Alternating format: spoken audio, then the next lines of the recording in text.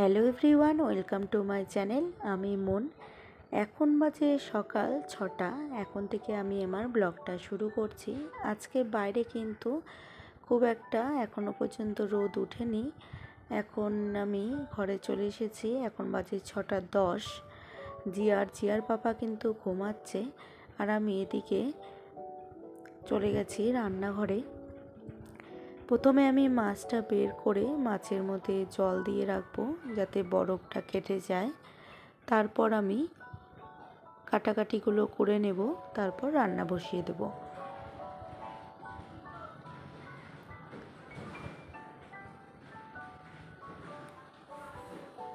এই যে মাছে জল দিয়ে রাখলাম। এখন আমি এখানে পাট শাক কেটে নিচ্ছি। আজকে রান্না হবে পাট শাকের ঝোল, আর এদিকে মাছ করে নেব, আর সকালের জন্য করে নেব আলুর তরকারি আর গোলা রুটি। এই আজকে আমাদের সকাল থেকে রাতের পর্যন্ত মেনু।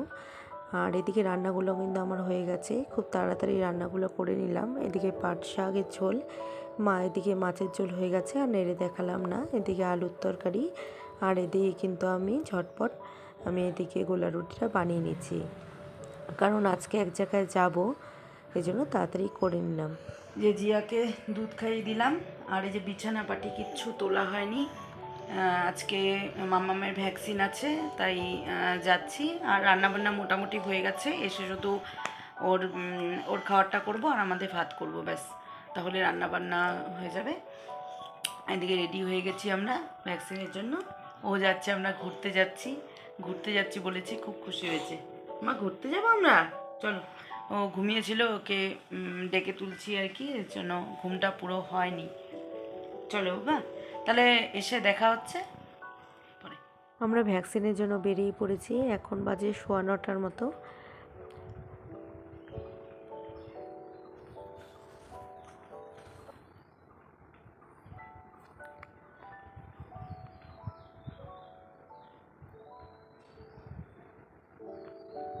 ভ্যাকসিন দিতে কিন্তু আমরা চলে এসেছি, মানে বসে আছি, একজনের পরে আমরা যাব।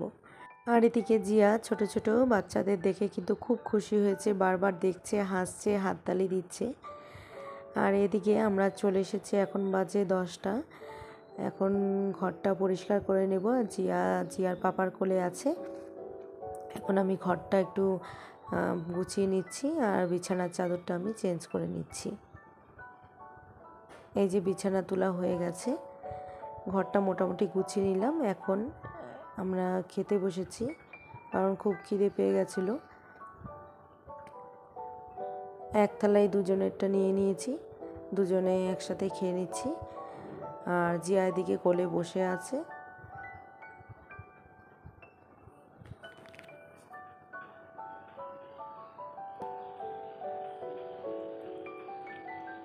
এখন বাজে 11:30 মতো। জিয়া স্নান টান করে খেয়ে দিয়ে ঘুমিয়ে পড়েছে। এখন আমি বাকি রান্নাটা করে নেব। এখন বসিয়ে নেব ভাত, আর জিয়ার যে খাবারটা করব সেটা করে নেব, আর টুকটাক কিছু কাজ আছে সেগুলো করে নেব। যে ভাতটা বসিয়ে দিলাম।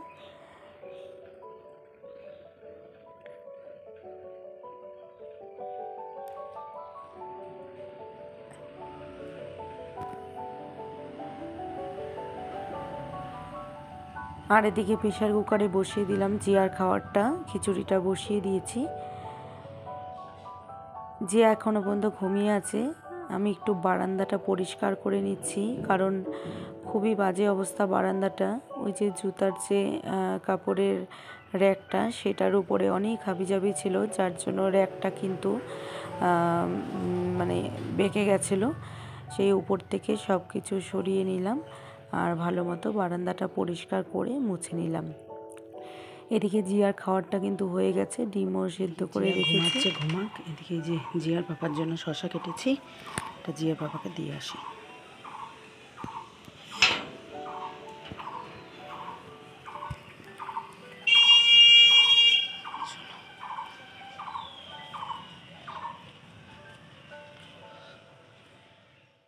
এদিকে যে উপরে চলে এসেছি, আর জিয়ার বাবা এই যে উপরের গ্রিলের মধ্যে এরকম গুণা তারগুলো হয় সেগুলো লাগাচ্ছে, কারণ খুব পাখি এসে পাখি পটি করে যায়।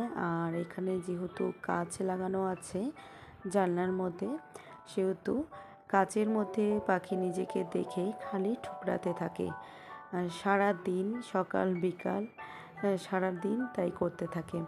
আর সেই ভোরের থেকে শুরু হয়, সন্ধে পর্যন্ত করতেই থাকে। তার জন্য এখানে গুণাতারটা লাগিয়ে দিল। আর খুব পটি করে যায়, নোংরা করে।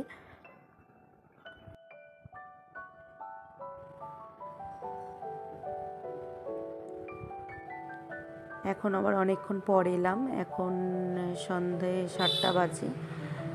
জিয়া উঠে গেছে ঘুম থেকে, আমি একটু শুয়েছিলাম। আর এখন আমি ওকে একটু ক্রিম মাখিয়ে দিচ্ছি আর একটু চুল বাঁধার চেষ্টা করছি, কিন্তু শেষ পর্যন্ত আর চুলটা বাঁধতে পারিনি। বারবার নড়ছিল আর চুলটা খালি খুলে যাচ্ছিল আমার হাত থেকে, যেহেতু খুবই ছোট চুল। শেষ পর্যন্ত কিন্তু আমি আর বাঁধতে পারিনি। এখানে বিকালে একটু টিফিন করে নিচ্ছি।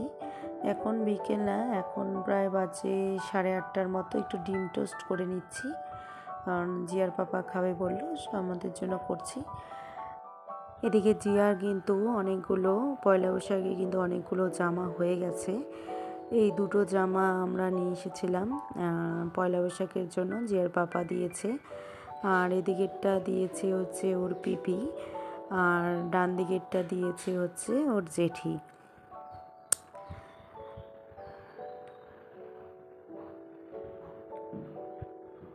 সবগুলোই কিন্তু খুবই নরম আর পাতলা সুতির মধ্যে। আর এটা দিয়েছে ওর আরেক পিপি। আর এই প্যান্টগুলো দিয়েছে ওর মানি। আরও 3টে জামা ছিল, সেগুলো বড় হয়েছে তাই পাল্টাতে নিয়ে গেছে। আজকের ভিডিওটা এ পর্যন্তই। ভালো লাগলে কমেন্ট বক্সে অবশ্যই জানাবেন।